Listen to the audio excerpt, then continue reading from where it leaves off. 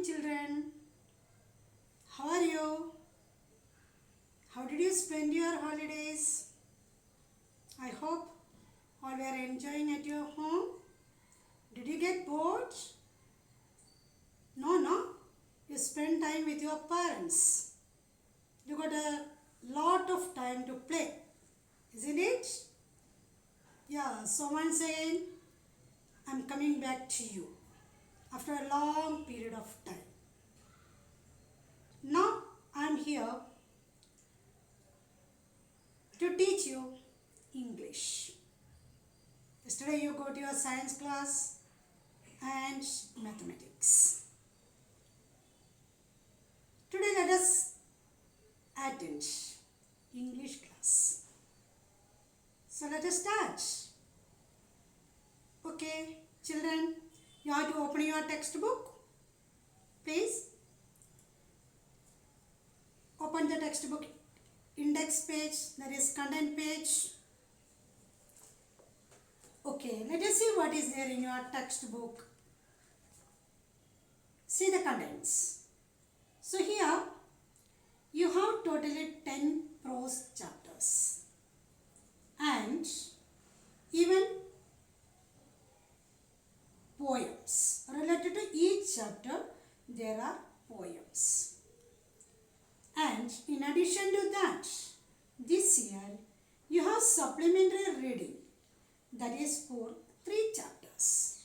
So totally 10 prose lessons, 3 supplementary lessons plus 11 poems you have to learn this year. Got it, children? Okay. Now let us start with the first lesson, that is the best advice I ever had.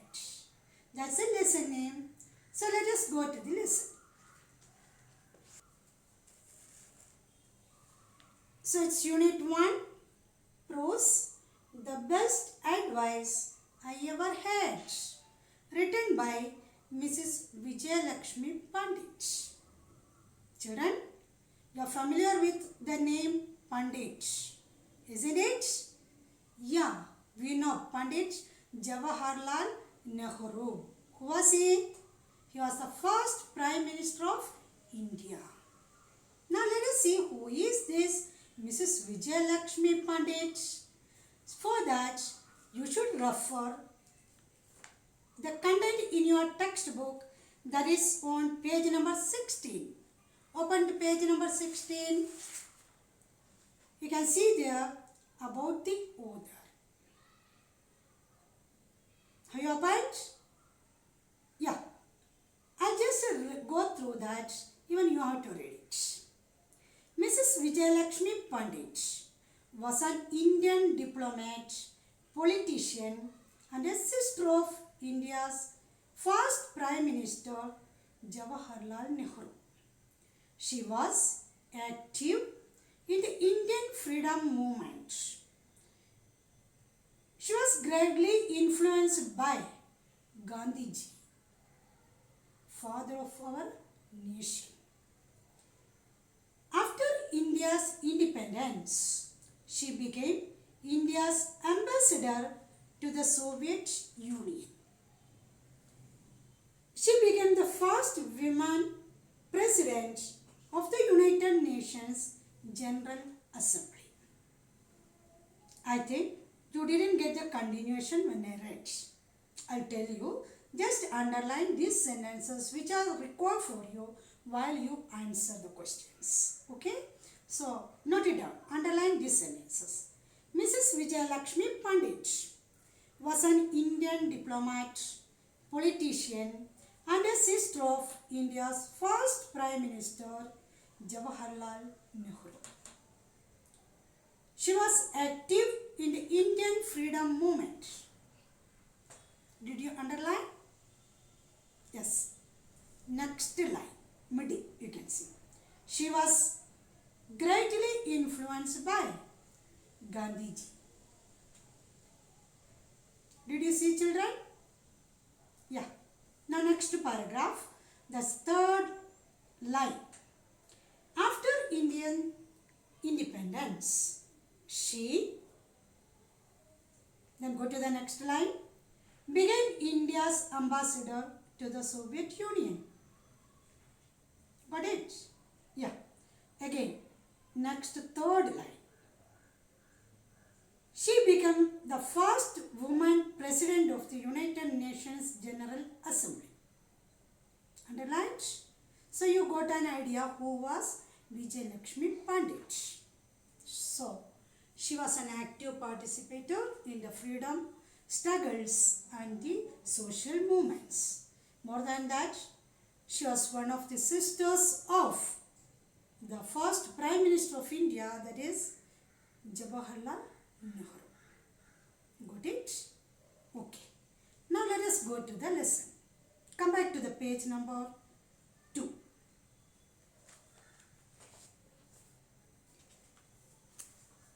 The lesson given below, that is, the best advice I ever had, is an article written by Mrs. Vijay Lakshmi Pundit. So, this is an article. It is in the form of a write-up article given by her when she was a member of the General Assembly. The situation in this lesson says about the long back period when she was the commissioner of the General Assembly. Okay, so you should imagine the past history of India, the social circumstances, the social conditions that were prevailed at that time during the freedom fight or soon after the independence, not the present India. We cannot expect the present Indian status in this lesson. It is about the earlier social background of India. Got it? So let us start with the lesson.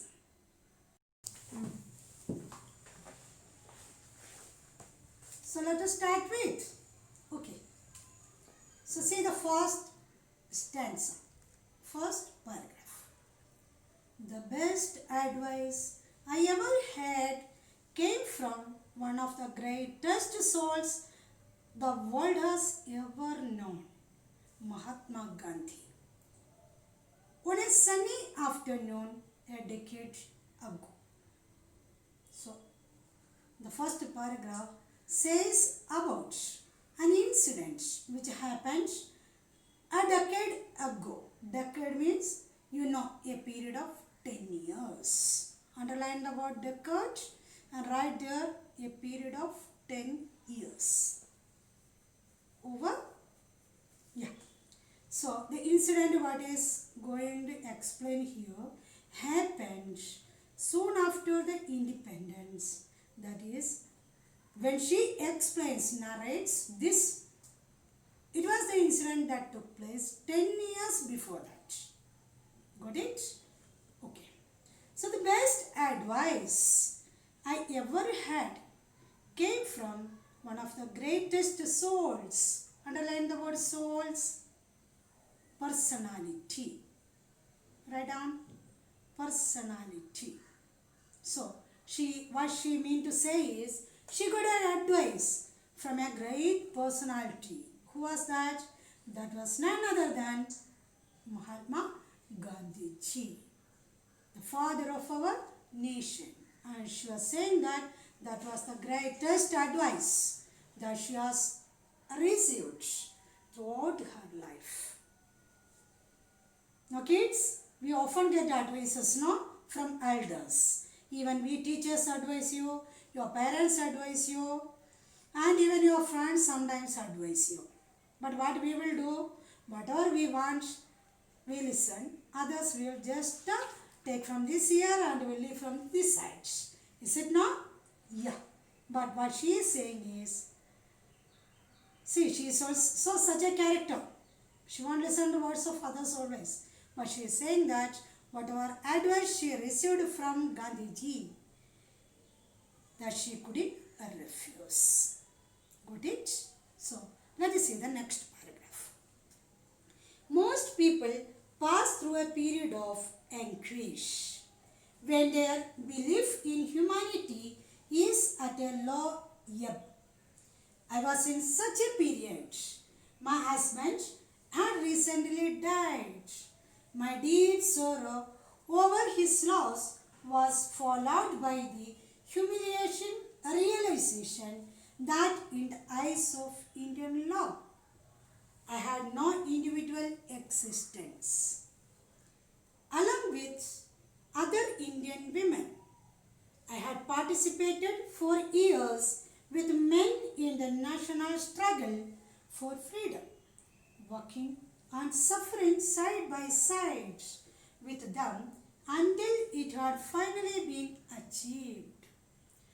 Yet, in law, we women were still recognized only through our relationship to man. So what we could understand here, first you underline the meanings of the words, okay? The first line, that is anguish. Underline the word anguish. Write down. The meaning is pain or disappointment. Pain or disappointment. What? Second line, yab. EBB, yab. That is level. I'll just mention that word here, okay? So that you can see.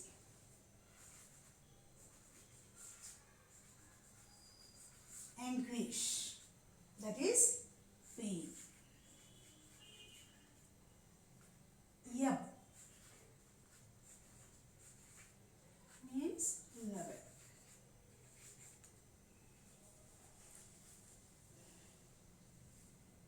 Did you mark it? Yeah, that's all. In that paragraph, no other tough word is there. Let us go through.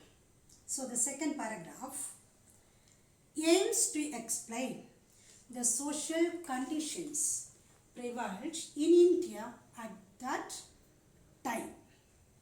What she tries to convince us is that during that period, soon after our independence, that time in Indian society, ladies didn't have any right to raise their voice, or they were not equally treated with men in any of the social fields.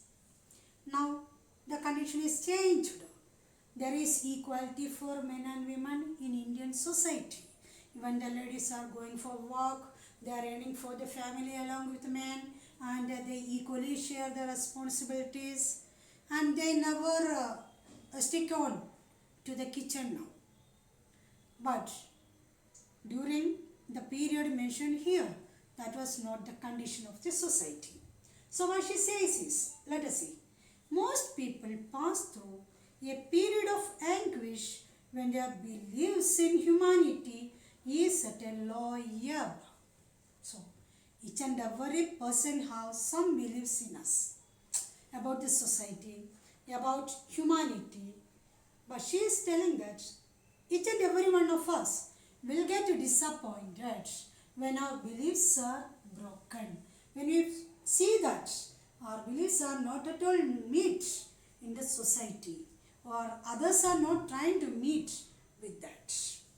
So we get disappointed at that time. Then, I was in such a period.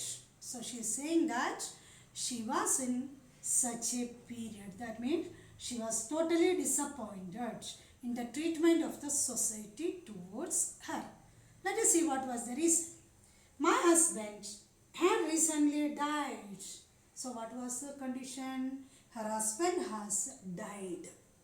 So you know, in olden Indian culture, after the husband's death, the ladies, what they want to do? They have to do sati.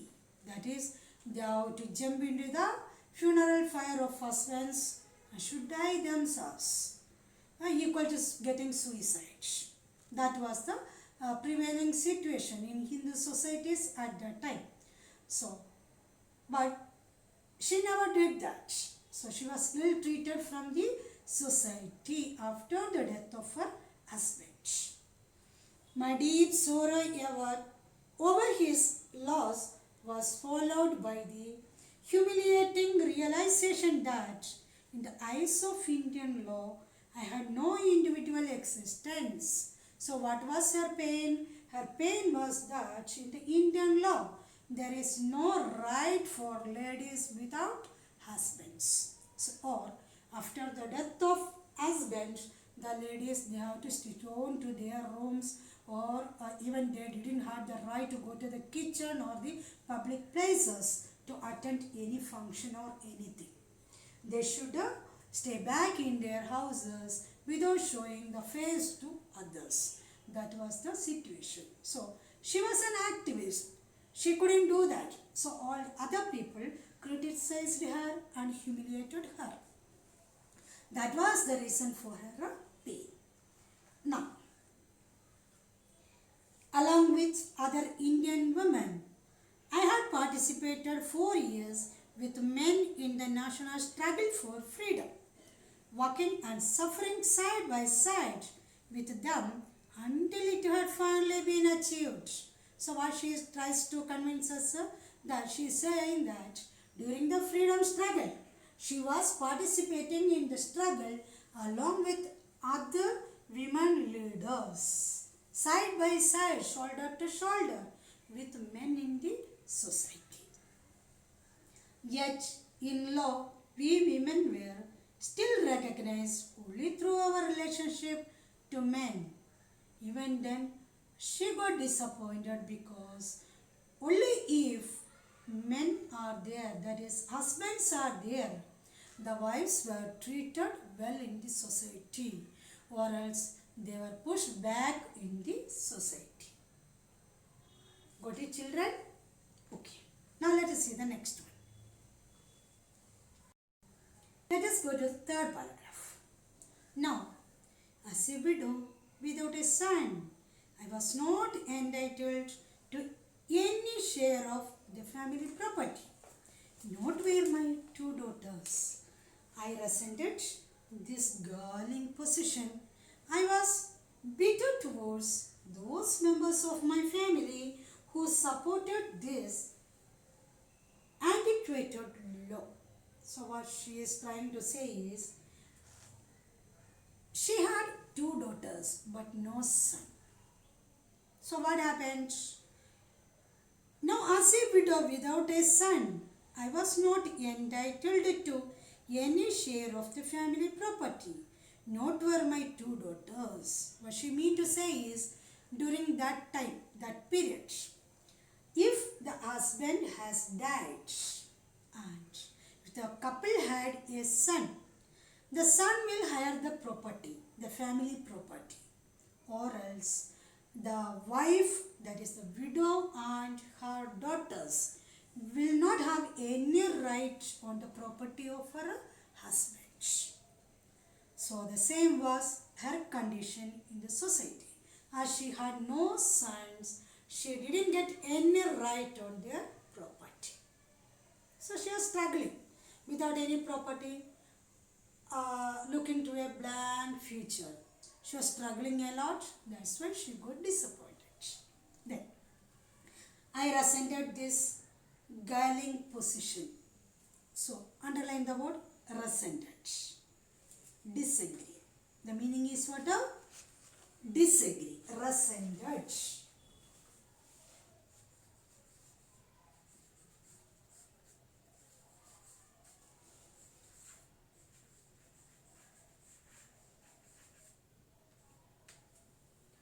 Resented, disagree.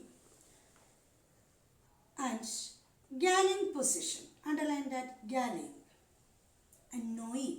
Galling means what? Annoying, irritating. Underlined? Okay. Then, next word is antiquated law. Underline that, antiquated. Last word. Antiquated. Antiquated means outdated. What is antiquated? Outdated. So let us see. Now as a widow without a son, I was not entitled to any share of the family property. Not were my 2 daughters. I resented this galling position. I was bitter towards those members of my family who supported this antiquated law. So what she is trying to say us is that her family members and all the relatives, they were following an outdated law which was followed in this at that time society, that is without having a son, the widow and the other children, they didn't have any right to acquire or have their property. That was the outdated or antiquated law prevailed in the society, and all her family members and the other relatives were the supporters of that law which she couldn't agree with. She was disappointed and she couldn't agree with this law. Got it, children? Now let us see the next paragraph. Fourth paragraph. At this time, I went to pay my respects to Gandhiji and say goodbye before leaving for America to take part in a conference. After our talk, he asked, "Have you made your peace with your relatives?" I was amazed that he would take sides against me.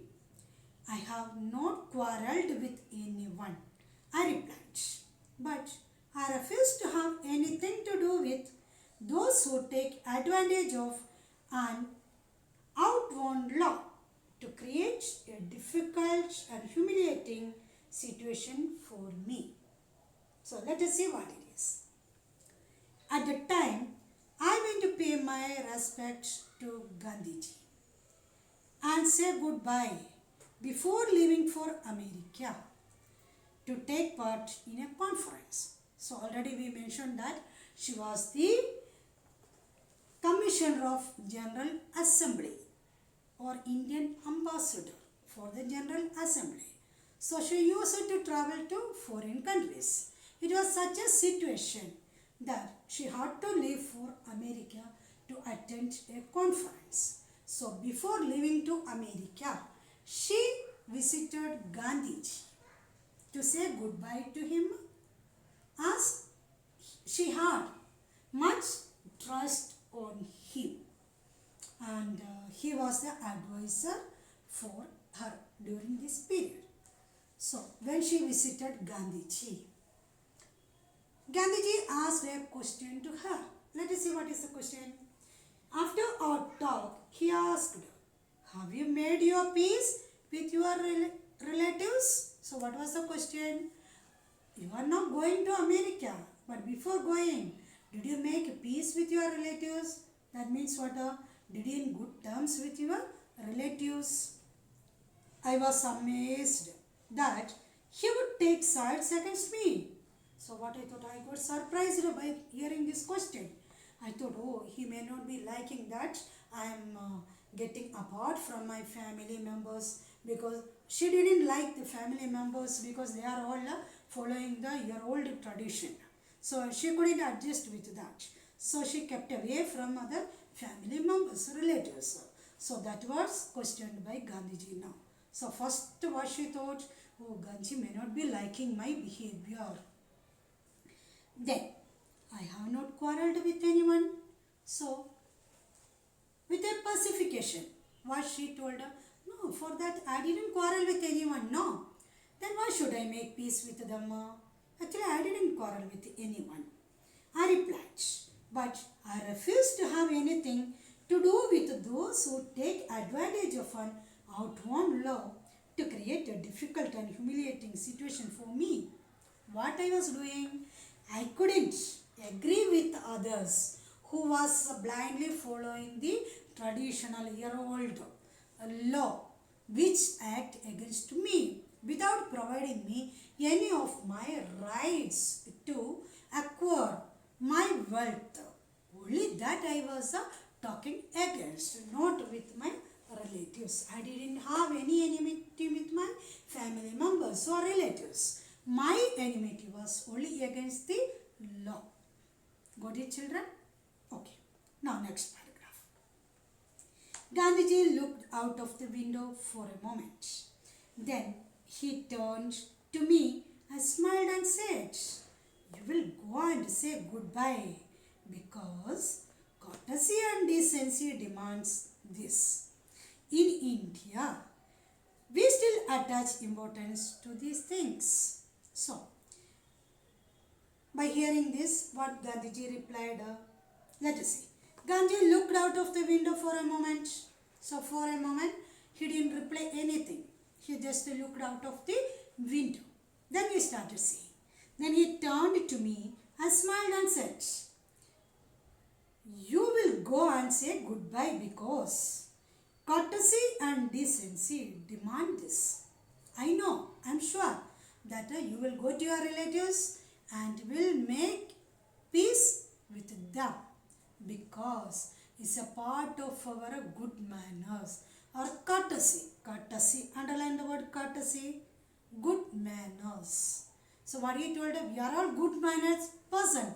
We are all cultured person, educated persons. So it's a part of our good manners, our behavior that what to make peace with the others or to show the decency in our behavior. So I'm sure that before leaving to America, you will go to your relatives and will talk to them.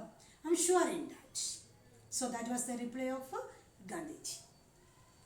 We still attach importance to these things. What he concluded? See, whatever we think, however we behave, against the rules and regulations, we are certain courtesies, we are certain decencies, good behaviors to follow in the society. We cannot keep away from that decent behavior. It's a part of our routine life. So I hope you cannot keep away from that. So you will surely go and meet your relatives. So let us see what was her reply. No, I declared, not even to please you will I go to those who wish to harm me. So how she replied? She replied in a rudely way to Gandhiji. But she replied, no, I am not going to make peace with them. So, no, I declared, I replied. Not even to please you will I go to meet them. So, as you advised me to meet them, I don't think that I will go and meet that people because they are the one who wish to harm me. They are doing everything against my wish. So why should I go and meet them? Why should I go and make friendship with them? So to please you even, I will not go to meet them. So that was a rude reply to Gandhiji. So let us see what Gandhiji told. No one can harm you except yourself. He said, still smiling, I see enough bitterness in your heart to cause you injury unless you check it. So what was Gandhiji's reply? No, I won't agree. No one can harm you. There is nobody in this world can harm you or disappoint you. It's only one can do that. That is who? You yourself. So if we want to get hurt, nobody can hurt our feelings. Only we will hurt our feelings because we get disappointed. We'll think the negative sides of the things and we are only harming ourselves. Then he continued still smiling. I see enough bitterness in your heart. So what he told frankly to her, see, you are a very good person, I know, but so much bitterness, disappointments, egoism is there in your mind. I can see that. And to cause you injury, unless you check it, then what he told her, if you are not stopping it, your bitterness in your mind, that is the harshness with others and the disappointments, ill feelings in your mind, as well as the egoism in your mind, you are going to spoil yourself. That was the reply of Gandhiji. I remained silent and he continued, you are going to a new country because you are unhappy and you want to escape. So, Gandhi what told her, I know why you are going to America now, because you want to escape from here. Your mind is not happy. You feel very unhappy here. You have to escape from that unhappiness. That is why now you are trying to go to America. Then, can you escape from yourself? You can escape from your relatives, you can escape from the environment, but can you escape from yourself? Will you find happiness outside when there is bitterness in your heart? So when your heart is not peaceful, when you have an ill heart, how can you enjoy the outside things? Can you find happiness in that? Think it over. Be a little humble. You have lost a loved one. That is sorrow enough. Must you inflict further injury on yourself because you lack courage to cleanse your own heart? Then what Gandhiji continued, see, already you have some ill feelings, ill-hearted mind for you, that is your husband's loss. Already it is a sorrow forever for you. But why should you make more and more injuries to you by keeping away from other relations?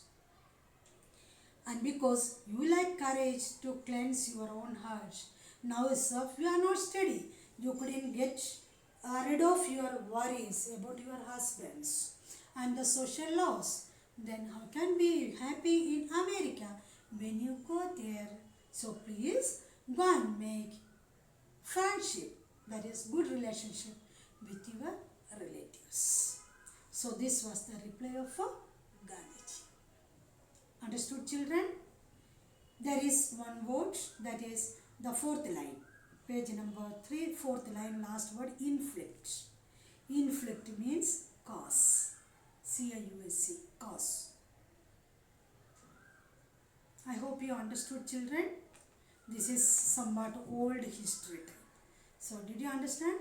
This is a very good story, but having a very good message in it. Okay, so I hope we can conclude today's topics here. I'll read it once. You can read along with me in mind. Okay, or in loud voice, no problem. You are alone there, you can read it. So once, let us go through it.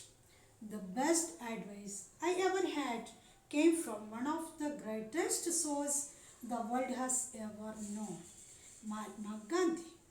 On a sunny afternoon a decade ago, most people pass through a period of anguish when their belief in humanity is at a low ebb. I was in such a period. My husband had recently died. My deep sorrow over his loss was followed by the humiliating realization that in eyes of Indian law, I had no individual existence. Along with other Indian women, I had participated for years with men in the national struggle for freedom, working and suffering side by side with them until it had finally been achieved. Yet, in law, we women were still recognized only through our relationship to men. Now, as a widow without a son, I was not entitled to any share of the family property, nor were my two daughters. I resented this galling position. I was bitter towards those members of my family who supported this antiquated law. At this time, I went to pay my respects to Gandhiji and say goodbye before leaving for America to take part in a conference. After our talk, he asked, "Have you made your peace with your relatives?" I was amazed that he would take sides against me. "I have not quarreled with anyone," I replied, "but I refuse to have anything to do with those who take advantage of an outworn law to create a difficult and humiliating situation for me." Gandhiji looked out of the window for a moment. Then he turned to me and smiled and said, "You will go and say goodbye because courtesy and decency demand this. In India, we still attach importance to these things." "No," I declared, "not even to please you will I go to those who wish to harm me." "No one can harm you except yourself," he said, still smiling. "I see enough bitterness in your heart to cause you injury unless you check it." I remained silent and he continued, "You are going to a new country because you are unhappy and want to escape. Can you escape from yourself? Will you find happiness outside when there is bitterness in your heart? Think it over. Be a little humble. You have a lot of loved one. You have lost a loved one. That is sorrow enough.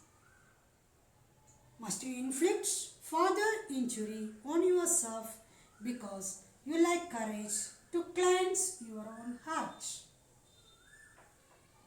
Children, I hope you understood this now. You go through the textbook once again, and if you didn't understand any line, you can send a message to me. I'll explain to you on video call. Got it? Okay. Let us conclude today's topic. Okay, bye-bye. Take care.